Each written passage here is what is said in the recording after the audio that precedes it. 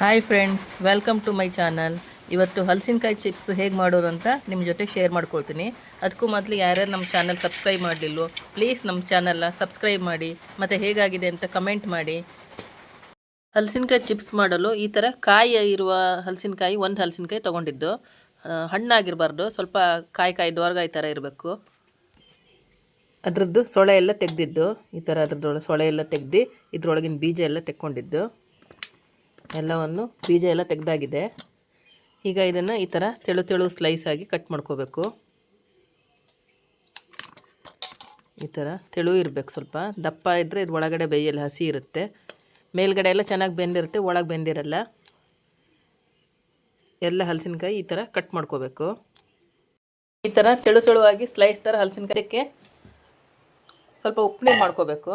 ನೀರಿಟ್ಟಿದ್ದು ಇದಕ್ಕೊಂದು ಸ್ವಲ್ಪ ಉಪ್ಪು, ಒಂದಿಷ್ಟು ಉಪ್ಪು ಹಾಕಿ ಉಪ್ಪನ್ನೆಲ್ಲ ಕಳ್ಕೊಳ್ಳೋದು. ಮತ್ತು ಸ್ವಲ್ಪ ಖಾರದ ಪುಡಿ ತೊಗೊಂಡಿದ್ದು. ಇವಾಗ ಇಲ್ಲಿ ತೆಂಗಿನೆಣ್ಣೆ ಒಂದು ಪಾತ್ರೆಗೆ ಹಾಕಿ ಕಾಯ್ಲಿಕ್ಕೆ ಇಟ್ಟಿದ್ದು. ಕಾವಲಿಯಲ್ಲಿ ಈಗ ತೆಂಗಿನೆಣ್ಣೆ ಕಾಯ್ತಿದೆ. ಎಣ್ಣೆ ಕಾದಿದೆ. ಇವಾಗ ಎಣ್ಣೆ ಕಾದಿದೆಯಲ್ಲ ನೋಡ್ತೀನಿ, ಒಂದು ಹಾಕಿ ಒಂದು ಸ್ವಲ್ಪ ಕಾಯಬೇಕು. ಇದು ಎಣ್ಣೆ ಕಾದಿದೆ. ಈಗ ಈ ಥರ ಎಲ್ಲ ಒಂದು ಹಾಕಬೇಕು.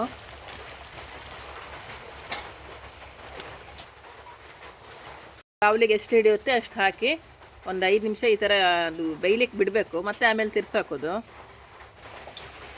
ಇವಾಗಿದು ಒಂದು 2ರಿಂದ 3 ನಿಮಿಷ ಆಗಿದೆ. ಮತ್ತು ಇವನ್ನೆಲ್ಲ ಒಂದು ಸರಿ ಈ ಥರ ಎಲ್ಲ ತಿರ್ಸಾಕ್ಬೇಕು ಕ್ಲೀನಾಗಿ.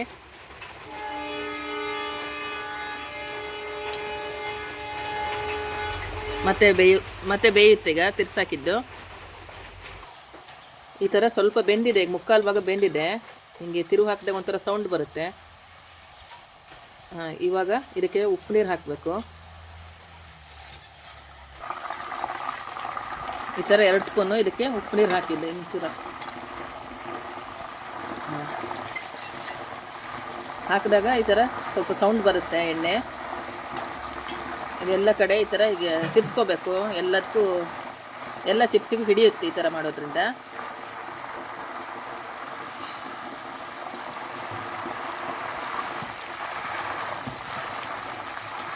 ಉಪ್ಪು ನೀರು ಹಾಕಿ ಒಂದು 2 ನಿಮಿಷ ಮತ್ತೆ ಬೇಯಲಿಕ್ಕೆ ಬಿಡಬೇಕು.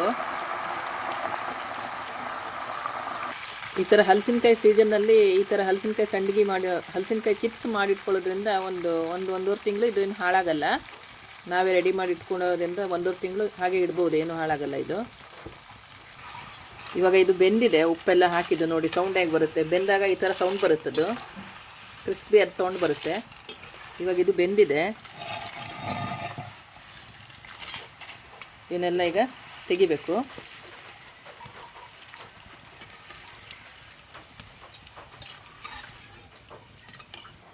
ಈಗ ಇದು ಬಿಸಿ ಇರುವಾಗಲೇ ಇದಕ್ಕೆ ಖಾರದ ಪುಡಿ ಒಂದು 1/2 ಸ್ಪೂನ್ ಹಾಕಿ, ಎಷ್ಟು ಬೇಕೋ ಅಷ್ಟು ಖಾರದ ಪುಡಿ ಹಾಕಿ ಚೆನ್ನಾಗಿ ಕಲಿಸ್ಬೇಕು. ಬಿಸಿ ಇರುವಾಗ ಸ್ವಲ್ಪ ಎಣ್ಣೆ ಅದಕ್ಕೆಲ್ಲ ತಾಗಿರುತ್ತಲ್ಲ, ಈ ಖಾರದ ಪುಡಿ ಹಾಕಿದ್ರೆ ಚೆನ್ನಾಗಿ ಮಿಕ್ಸ್ ಆಗುತ್ತೆ. ಈ ಥರ ಖಾರದ ಪುಡಿ ಹಾಕಿ ಚೆನ್ನಾಗಿ ಮಿಕ್ಸ್ ಮಾಡಬೇಕು.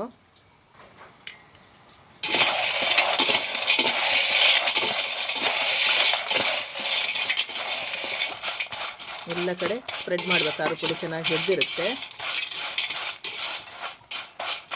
ಹಾಗೆ ನೆಕ್ಸ್ಟ್ ಉಳಿದವೆಲ್ಲ ಹೀಗೆ ಮತ್ತೆ ಎಣ್ಣೆ ಕರ್ದು ಮತ್ತೆ ಮಾಡೋದು.